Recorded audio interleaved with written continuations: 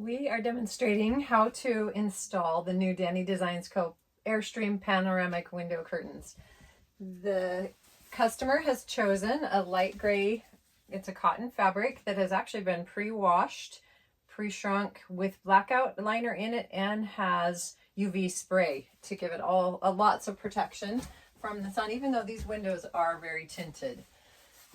You literally just stick the curtain up where we've spread all those slides around. This is how easy they go up. And then corner ones, same thing.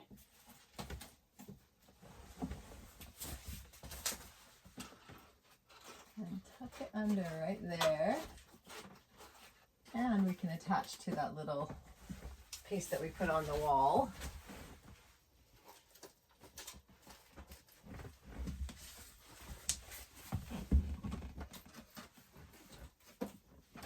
That's how fast and easy they go up. Washable, easy to remove, easy to fold, and we'll show you that next.